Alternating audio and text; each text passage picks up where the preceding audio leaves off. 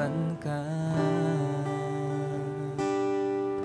Sa matag adlaw gusto ko nga kauban ka.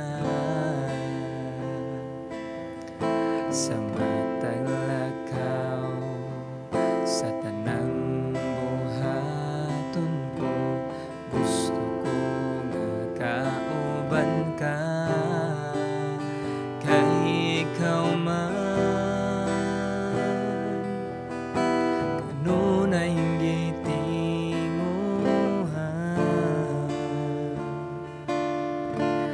ning akong dughan kay ikaw man. Ang hangin nagiginhawa, ikaw ang akong kusog, ikaw ang akong gugma, ikaw ang tanan.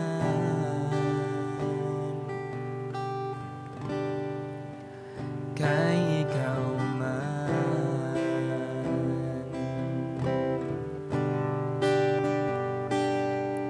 sa gusto ko nga kauban ka. Sa matag lakaw sa tanang buhaton ko gusto ko nga kauban ka. Kay ikaw man kanunay gitinguhan,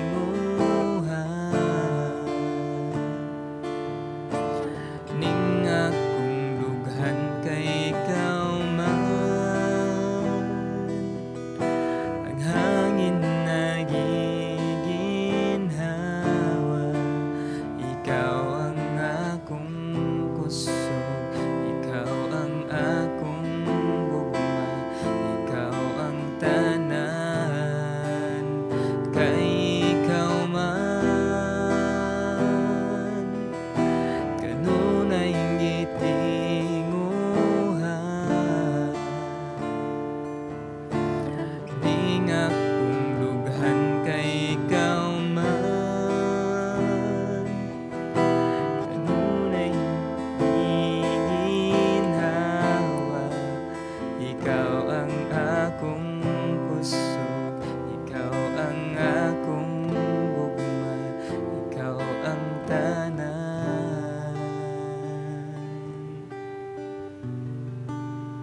Kay ikaw man.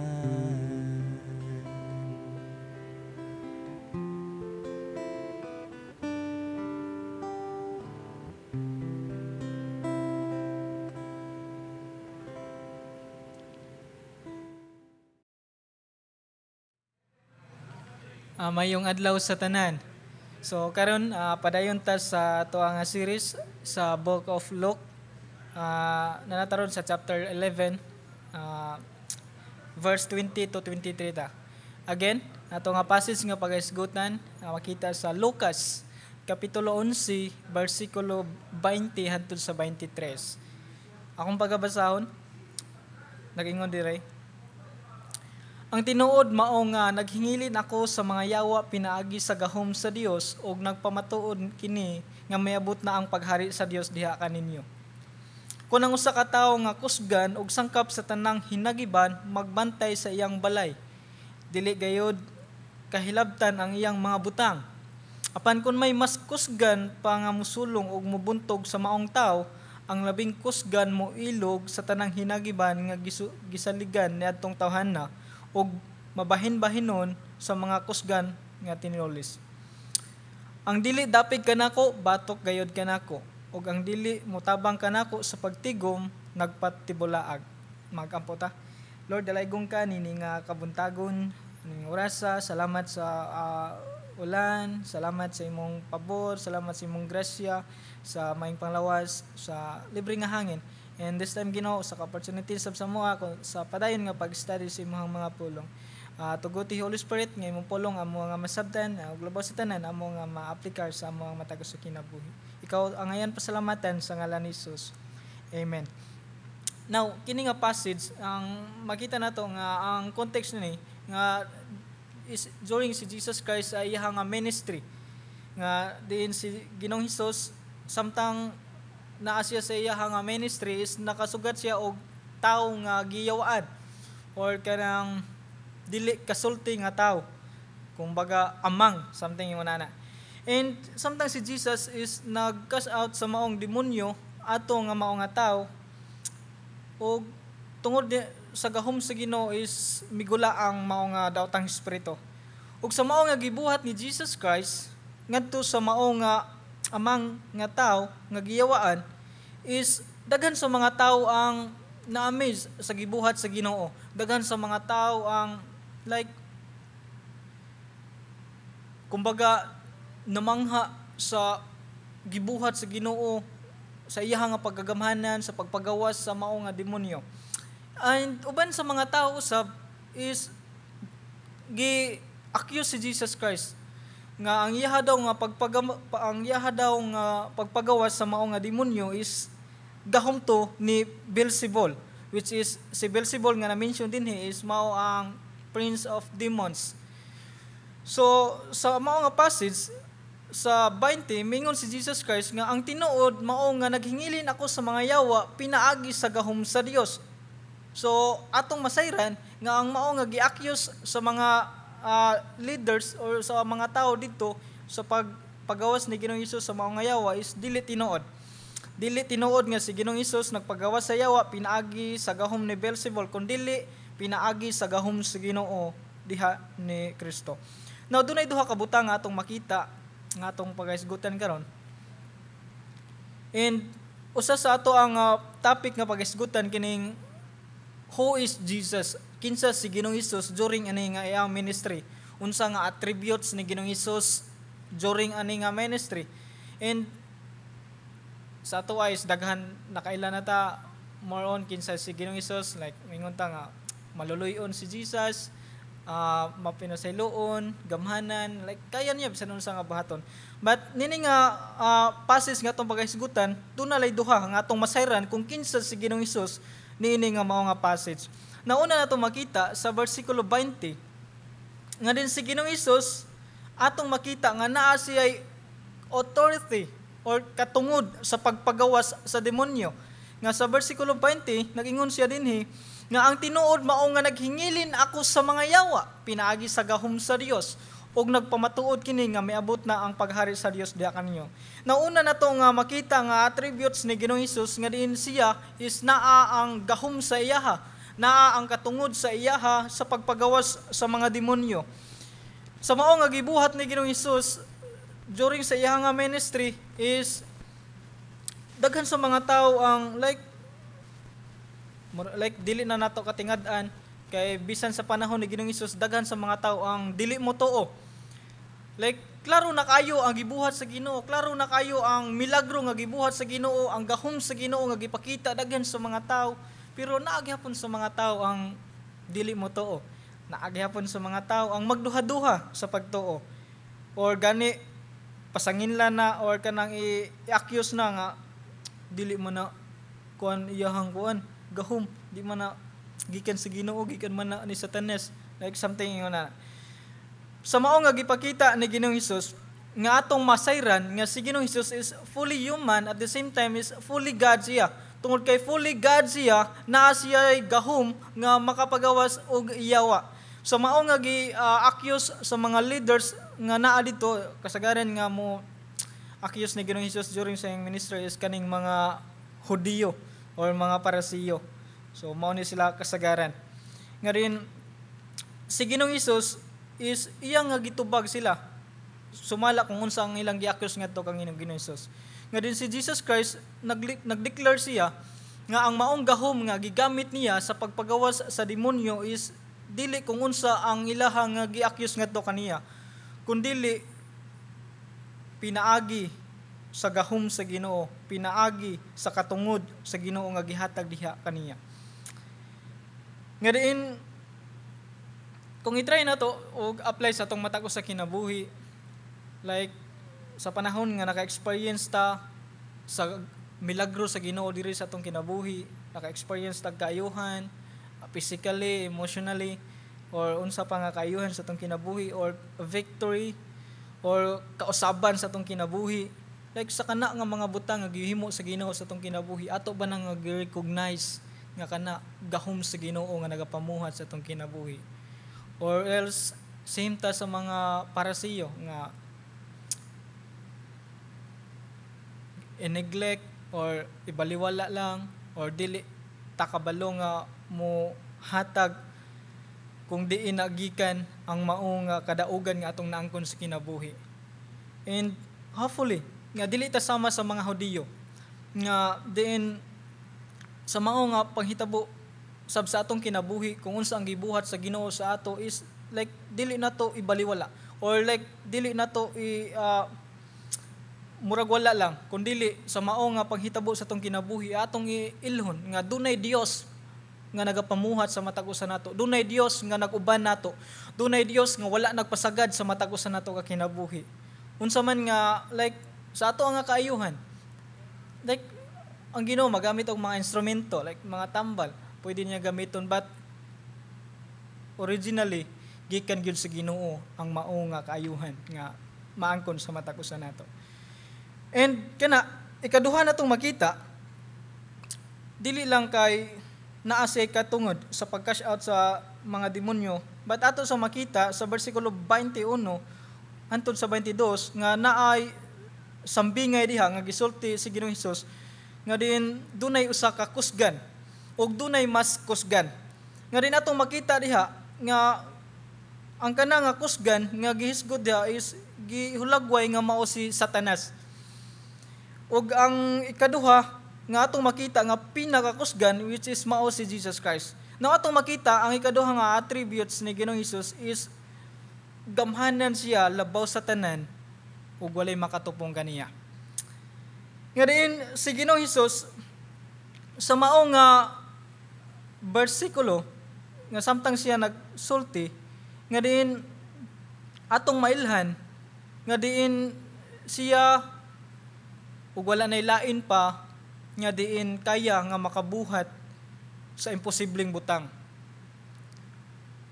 Nga diin kung si Satanas makahimo siya og milagro pero limited lamang. Nga diin unlike sa gahom sa Ginoo nga diin like dili nato matukib kung unsa kagamhanan ang Ginoo, walay enough nga pulong nga atong masulti kung unsa ka like kagamhanan ang Dios nga atong gialagaran. Nga diin sa atong matag usa ka kinabuhi, sa ato ang pakig-fight tungod kay nato nga mga Kristohanon wala ta nakig-fight sa dugo og sa unod kundi sa espirituhanon nga bahin. Og always natong hibaluan nga naatay Dios kauban. Dili ta weak nga makig-fight sa ato ang mga kontra tungod kay nganuman si Jesus Christ naa sa atong matag usa kinabuhi. Ug si Jesus Christ mas gamhanan pa kay siya sa ato ang kontra. Mas kusgan siya kaysa ato ang kontra. So it implies nato nga mga Kristohanon nga magmahimo tang magmadaugon diha sa atong kinabuhi kung naa si Kristo. Pinaagi kang Kristo magmahimo tang magmadaugon sa atong mga kontra. Like kinsa man atong kontra? Posible temptation. Unsa pa uban nato nga mga kontra? Like unsa ang ato nga priority sa atong kinabuhi kaysa sa Ginoo sa ato.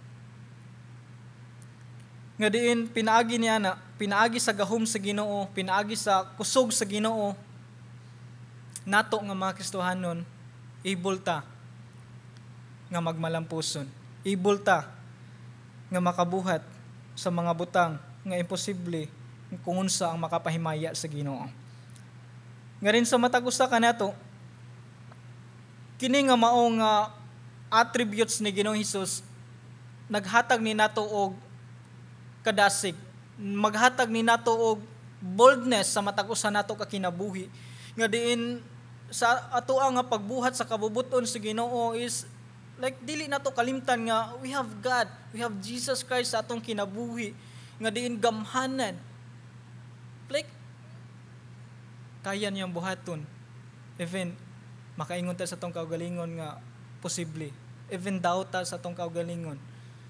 But always na to nga hinumduman nga naa si Jesus Christ. Naa si Jesus Christ na ang iyang gahom sa matag usa nato kinabuhi. Muna sa ato nga pagbuhat sa kabubuton sa Ginoo, sa atong pagbuhat sa ministry sa kabubuton sa Ginoo, nga diin always natong huptan, always ta nga mo balik kung kinsa ang source sa ato ang kusog, kinsa ang source sa atong kalig-on, kinsa ang source nga din kita makapadayon. Matag panghitabo sa atong kinabuhi, always natong i-recognize nga ang tanan gikan sa Ginoo. Always nato nga tagaan o pagpasalamat kung kinsa ang nagikan niana kung unsa to ang anaangkon.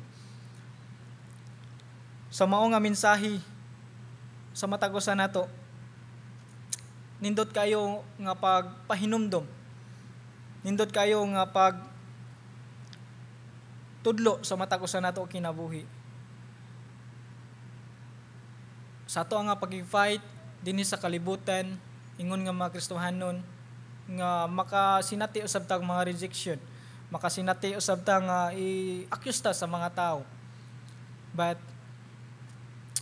mutan-aw ta ni Ginoong Hesus. Mubalik ta diha kung kinsa ang maghatag nato kusog. Aron kita makalahutay, makapadayon sa pag-alagad sa Ginoo nga matinud-anon. Nga sa matag-usa nato kinabuhi, bulahan kay ta. Tungod kay ngano man, dili tungod kay kung unsa atong naangkon, kun dili tungod kay enough si Jesus Christ sa matag-usa nato kinabuhi. Ug si Jesus Christ nga atong naangkon, may maghatag nato og gahom nga kita mahimo nga magmadaogon sa ato ang pakigsangka ingon nga Kristohanon. Atong iduka atong ulo, magampo ta.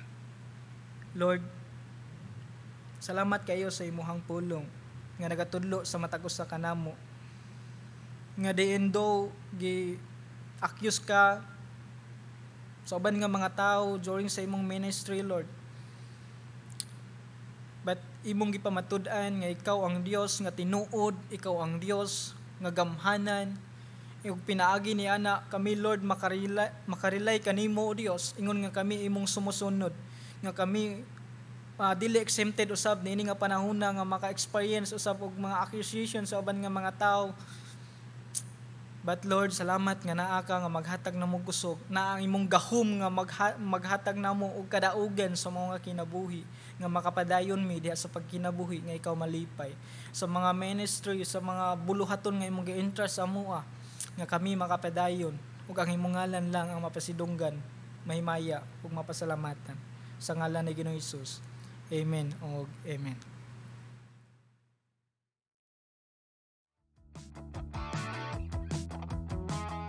Join our regular Bible study groups on Tuesdays and Sundays, 8 to 9 p.m.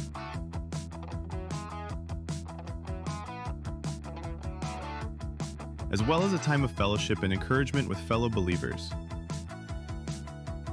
Whether you've got a toddler, a grade 4 to 6 adventurer, or a grade 7 to 12 teen, our Sunday school has a spot just for them. Drop in at 10 a.m. to see classes where every age learns, plays, and grows together. Let's honor God by supporting His church. Kindly use the box at the back for tithes and offerings.